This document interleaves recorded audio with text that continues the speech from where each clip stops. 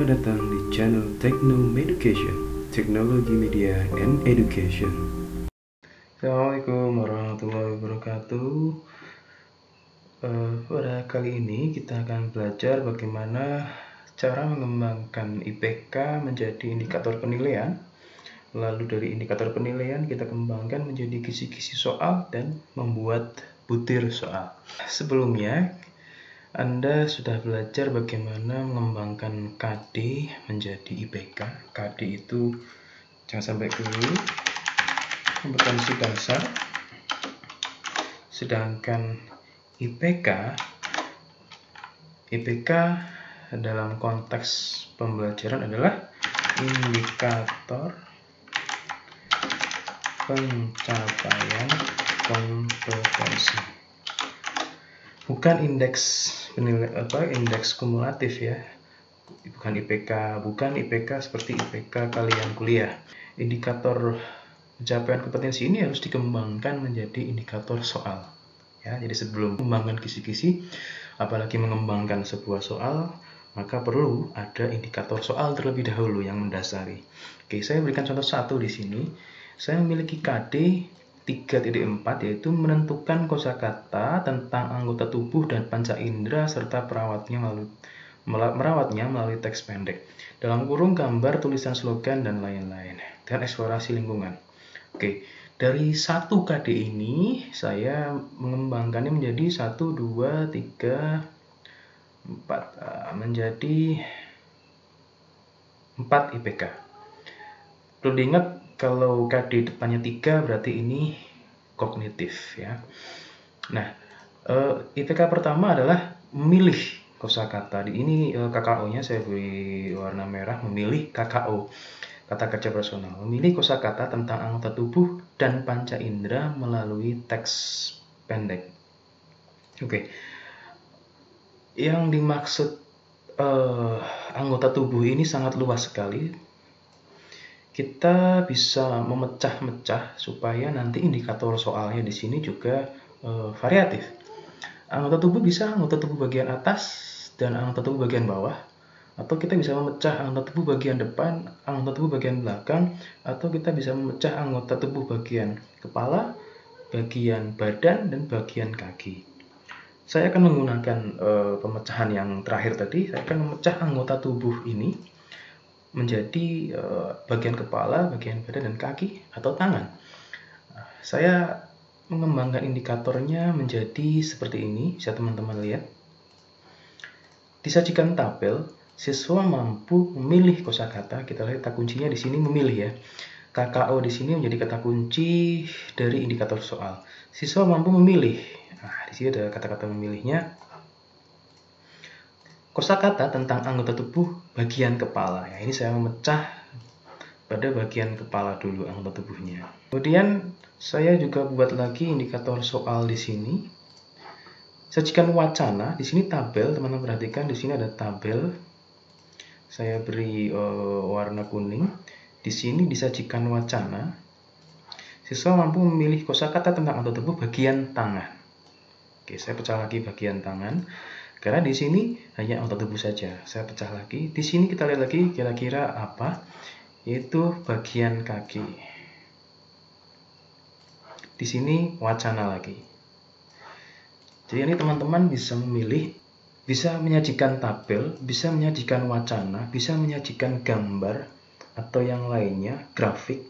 Wacana yang dimaksud di sini tidak berarti melulu bacaan panjang, bacaan pendek berupa pernyataan juga bisa. Di sini disajikan pernyataan, disajikan gambar, disajikan ilustrasi, disajikan syair lagu. Nah, itu bagaimana kreativitas guru mengembangkan soal. Oke, jadi dari 1 IPK ini saya bisa mengembangkannya menjadi 3 indikator soal. Oke, kemudian menjelaskan fungsi. Di sini saya juga pecah menjadi kepala. Ada fungsi bagian kepala, ada fungsi bagian tangan, bagian kepala lagi. Nah, jadi saya memecah-mecah menjadi bagian-bagian ya. Di sini perhatikan KKO-nya di sini menjelaskan. IPK yang kedua saya menggunakan KKO menjelaskan, maka indikator soalnya juga menjelaskan di sini. Menjelaskan. Nah, jadi yang kedua ini menjelaskan fungsi, saya kembangkan jadi 2 indikator soal. Di sini juga menjelaskan perbedaan. Nah, perbedaan apa di sini? Perbedaan cara merawat masing-masing anggota tubuh. Jadi siswa saya sajikan gambar, siswa menjelaskan cara merawat anggota tubuh bagian kepala, bagian tangan, dan bagian kaki. Kemudian menentukan, siswa menuliskan nama-nama bagian tubuh. Oke. Nah, ini yang disebut indikator soal. Jadi ini akan Anda buat nanti. Indikator soal ini disesuaikan dengan IPK, KKO-nya apa, kemudian akan dipecah menjadi soal seperti apa, sehingga melalui indikator soal ini, jika siswa sudah bisa menjawab tabel wacana tentang bagian kepala, bagian tangan, dan bagian kaki, sudah benar jawaban siswa ini nantinya, berarti siswa sudah bisa dikatakan mencapai indikator pencapaian kompetensi yang pertama. Nah, oke. Ya, saya ulangi lagi. Indikator soal ini nantinya akan dibuat menjadi soal yang ketika dijawab oleh siswa dan siswa benar menjawabnya, berarti siswa sudah bisa dikatakan mencapai IPK yang pertama ini. Begitu pula untuk indikator soal yang lainnya, itu merepresentasikan IPK. Indikator soal merepresentasikan IPK. Sehingga indikator soal ini sangat penting kaitannya dengan pembuatan butir soal. Kemudian ketika kita sudah memiliki indikator soal, ini tadi baru 1 ya, baru bahasa Indonesia. Nanti punya Anda mungkin banyak, ada IPA, ada IPS.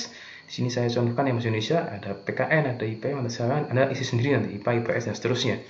Kemudian kita beralih ke mengembangkan kisi-kisi penilaian. Oke. Tabelnya seperti ini, ada muatan pelajaran, IPK, indikator, level kognitif, bentuk soal, nomor soal, bobot soal. Oke. Tadi muatan pelajarannya bahasa Indonesia, IPK-nya tadi tinggal copy paste, indikator soal juga tinggal copy paste. Yang ditentukan adalah ini. Nah, ini ya. Yang level kognitif sudah ditentukan ketika membuat IPK. Nah, itu IPK ini adalah C1. Kognitif level 1, yaitu memilih KKO-nya. Nah, yang harusnya kita tentukan adalah yang ini, bagian bentuk soal. Soalnya mau seperti apa? Mau isian, atau mungkin bisa pilihan ganda, atau mencocokkan, atau menjodohkan, dan seterusnya. Ya. Nah, ini disajikan tabel. Tabel ini saya kira lebih cocok ke mencocokkan. Ya. Dan isian ini nomor dalam soal atau biasa disebut butir soal. Jadi bisa menyebut nomor soal, bisa menyebut butir soal. Sama saja. Bobot soal adalah nilai soal tersebut ketika siswa menjawab benar, nilai maksimal. Bisa 4, tergantung kalau essay mungkin 4, kalau pilihan ganda mungkin 1 soal, dan seterusnya. Oke, ini saya mulai dari nomor 7 ya. Tidak 1 nggak apa-apa. 7, 8, 9, seterusnya. Oke. Nah, maka berikutnya setelah kita punya kisi-kisi ini, jadi kita tadi kembali lagi kisi-kisi yang dibuat tabelnya seperti ini, yang ditentukan adalah ini. Bentuk soal, nomor soal, bobot soal. Karena muatan pelajaran, IPK, indikator soal, dan level kognitif sudah ada di sebelumnya. Tinggal copy paste. Oke, kita lihat bentuk soalnya seperti apa. Disajikan tabel, kita lihat definisinya, kita copy saja di sini. Kita paste di sini. Sajikan tabel. Ini IPK-nya, ini hanya untuk memudahkan saja. Saya copy. Sebenarnya tidak usah di copy, nggak apa-apa. Yang penting ingat saja. Sajikan tabel. Siswa mampu memilih kosakata tentang anggota tubuh bagian kepala. Oke ya, bagian kepala. Oke. Maka soalnya seperti ini, nomor 7 tadi ya, kita lihat butirnya. Nah, butir 7. Nah, ini Anda bisa mulai dari 1, 2, 3, dan seterusnya. Sajikan tabel, siswa memilih kosakata tentang anggota tubuh bagian kepala. Sini perintahnya, pilihlah anggota tubuh di bawah ini yang terletak di kepala dengan memberi tanda centang pada kotak yang disediakan. Nah, maka di sini soalnya berupa tabel. Siswa diminta, tadi bukan mencocokkan ya. kita lihat di sini mencocokkan. Nah, mencocokkan apakah cocok? Kalau cocok diberi tanda centang. Dagu apakah di kepala? Dan seterusnya kita lihat jawabannya. Ya, dagu di kepala, alis di kepala cocok, mata, dahi, dan rambut. Ini soalnya seperti ini. Namun soal seperti ini bisa dikatakan bukan soal HOTS, meskipun C1. Jadi perlu Anda garis bawahi bahwa soal HOTS itu tidak mesti susah. Tapi soal susah belum tentu HOTS, Higher Order Thinking Skills. Di sini meskipun C1, namun polanya belum HOTS. Jadi yang kita lihat polanya dulu di sini, ini bukan pola soal HOTS. Apalagi ketika ini untuk kelas rendah. Ya, jadi langsung tembak istilahnya, tidak HOTS. Disuruh memilih. Lalu bagaimana soal yang HOTS? Baik, nomor 7. Cermati wacana berikut. Menjaga kesehatan tubuh, judulnya. Oke, ini wacana ya. Wacana tidak harus panjang, tidak harus pendek. Bisa pernyataan, ya, bisa kalimat perintah, bisa kalimat pendek. Ya, ini kebetulan saya bikin yang kalimat panjang. Pada suatu hari yang panas, Karantinawati diminta tolong ibunya untuk membeli bahan makanan ke pasar. Ibunya berkata, "Karantinawati, tolong bantu ibu membeli gula, telur, dan terigu untuk membuat kue ya." Tanpa ragu, Karantinawati mengiyakan sambil menganggukkan kepalanya. "Nanti akan ibu buatkan roti kesukaanmu," tambah ibu sambil mengedipkan matanya. Karantinawati pergi ke pasar dengan mengayuh sepeda. Karena cuaca yang panas, dia tidak lupa menggunakan topi agar rambutnya tidak kena debu, dan masker agar hidungnya dan mulutnya tidak terpapar asap kendaraan. Selain itu, Karantinawati juga mengenakan kaos lengan panjang untuk menutupi lengan dan tangannya dari terik matahari. Sambil mengayuh sepedanya, Karantinawati berkali-kali mengusap keringat yang mengalir di dahi dan pelipisnya. Teriknya panas matahari tidak menghalanginya untuk bisa menikmati kue kesukaan buatan ibunya. Pertanyaannya dari wacana di atas, coba sebutkan mana saja anggota tubuh yang terletak di kepala. Nah, ini termasuk pola soal yang HOTS. Jadi soal tidak susah, tapi ya di sini memancing, menstimulus siswa untuk membaca, ya, untuk memilih, ya. Karena di sini banyak sekali kosakata dan dipilih. Nah, di sini ada kosakata bagian tubuh. Nah, di sini kita bisa, ini kepala, ya, mata, rambut, hidung, mulut, lengan, tangan, dahi, pelipis. Ya, di sini ada sekitar 1, 2, 3, 4, 5, 6, 7, 8, 9. Ada 9 kosakata anggota tubuh. Tapi perintahnya adalah anggota tubuh yang terletak di kepala. Nah, ini siswa disuruh memilih. Nah, inilah soal yang dihasilkan dari satu indikator soal tadi. Ya, jadi ada dua pilihan, mau pakai yang di atas seperti ini atau mau dipakai yang dua seperti ini. Kalau nantinya pakai yang seperti ini, berarti bukan tabel, wacana ya. Wacana, sehingga akan lebih sesuai jika indikator soalnya di sini bukan tabel tapi wacana.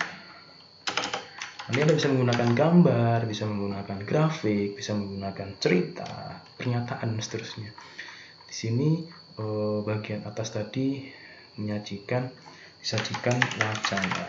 Jadi semuanya disajikan, ditampilkan gambar, nah, gitu ya. Kebetulan saya menggunakan disajikan semua, ganti menjadi ditampilkan gambar, sehingga nanti Anda menunjukkan gambar dan kalimat perintahnya. Oke, itu saja perkuliahan kali ini. Jadi Anda sudah bisa mengembangkan IPK menjadi indikator soal, kemudian dikembangkan lagi menjadi kisi-kisi penilaian, ya, kemudian dikembangkan lagi menjadi soal, ya.